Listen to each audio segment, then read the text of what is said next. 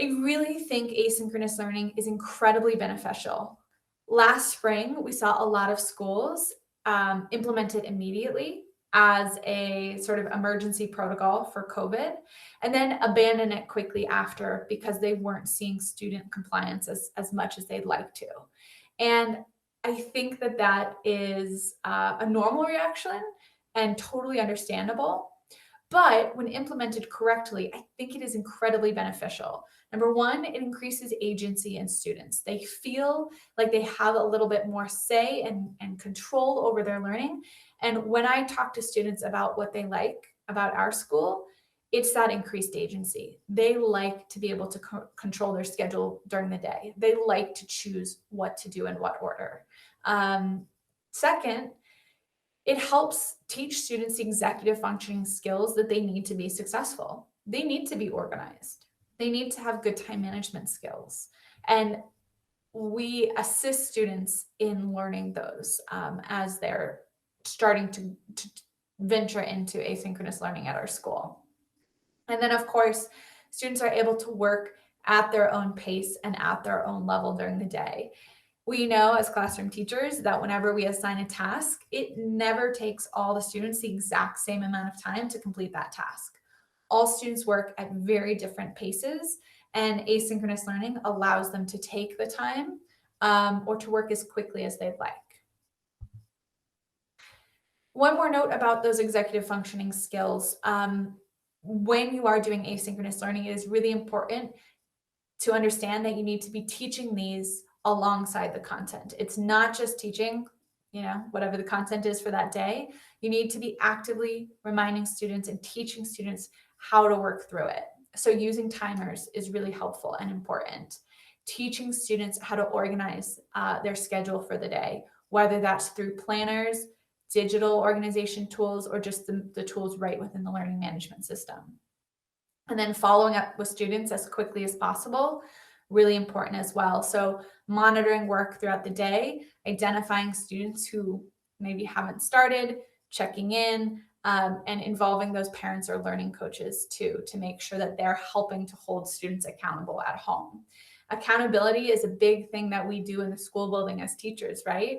We're standing over students' shoulders, encouraging them to work and making sure that they're being productive for the day. So when we don't have that physical presence for accountability, we need to use our digital tools and then also leverage the help of those learning coaches or parents whenever possible. Whenever I'm building asynchronous lessons, I'm almost always doing it in a Google slide deck. The reason is because I think it helps chunk work really nicely for students.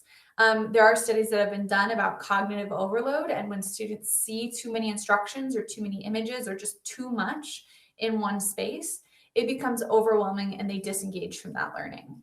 So Google Slides makes it really nice because they can click through each slide and get one piece of information or just a couple of pieces of information on each one, allowing it to be more palatable and help them sort of work through it, again, at their own pace.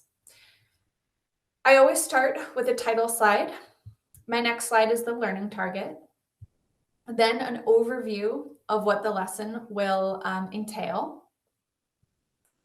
Next, I have whatever the direct instruction or the demonstration of the activity is. A lot of times I'm recording these videos myself, and I'll show you an example of that.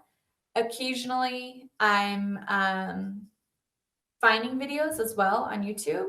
Either one is good.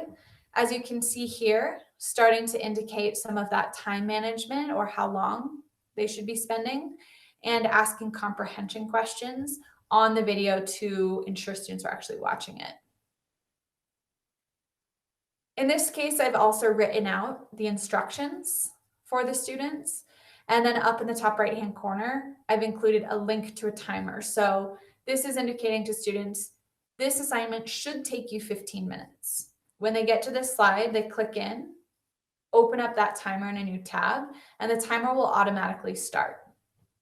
Then the students can come back to the lesson, start working, and they know if they finish a lot before that timer goes off, they're expected to go back in and try to dig a little bit deeper or do a little bit more on the work. Or if the timer goes off before they're finished, or if they still have a lot to do, that's an indication that they need to reach out to me either by email or visiting me in my office hours and ask for help because it shouldn't take longer than too much longer than that indicated timer. A lot of times when students are actually working in the practice or the application piece, they're not going to be doing it in the Google slide deck. They'll actually be doing it elsewhere on the web. This is an example of a choice board. So for each block, I have a link to a different site. And in this particular lesson, asking students to explore one of these websites. And simply by clicking that link, it will take them into wherever they'll be completing their activity. A lot of potential in linking, right? You can link them to a worksheet or a video or a game that you want them to play. From there, if whatever the students were working on is shareable and there's a link for them to share back to me, sometimes that's a voice recording, sometimes that's a digital drawing, I'll ask them to paste the link right into the Google slide deck. Sometimes I like to just insert a movement GIF like you saw me use in our synchronous lessons to remind students to stop and to stretch and to move because they've probably been sitting down for a little bit. Sometimes I'm asking them to come back to the Google slide deck to do some reflection. If it's complicated, I'll show them an example of what mine would look like. So in this case, I showed them an example of an image I chose and some responses I made. And then I'll give them your own template. So this is a totally blank template where students would type the product name that they explored. They would insert an image of it, write a short summary, and indicate some key features. So they do this entirely on the Google slide deck itself. Again, if you remember some of the key features of your learning management system, if you assign this to make a copy for each student will be typing on their own Google slide deck, so I can go in and look and grade that. Sometimes I'm asking students to share what they created or what they thought about the lesson. This example, I'm asking students to go to Padlet and paste one word that they thought represents the function of the product they explored. Then comment on at least 3 classmates guessing which product they looked at based on the word that they posted. So giving students really explicit directions in how I want them to share and how I want them to communicate. And we'll look at that a little bit later on. And then finally, at the end of every asynchronous lesson, I have a "you're done" slide, just a small celebration and a reminder to them to turn it in or mark it as done on Google Classroom. So this is an example of what my Google Slide asynchronous learning looks like. It is in your toolbox, and if you want to work directly off of this, all you'll have to do is make a copy of the entire presentation. And once you have your own copy, you can start changing the titles, you can delete slides, add slides, however you want to edit it. I also wanted to show you an example of an actual asynchronous lesson that my students did last week. So this is my vocabulary template. I use this same sort of space theme every single time I'm asking my students to work on vocabulary, just to kind of give that reminder in their head of, oh, this is a vocabulary lesson. I remember what we do when we do vocabulary.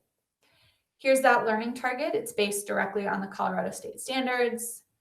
An overview of what they'll do in this lesson, and it needs to be spell checked.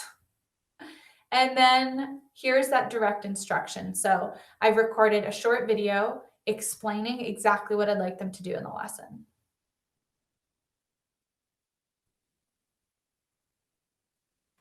Hello, my friends. We are starting a new.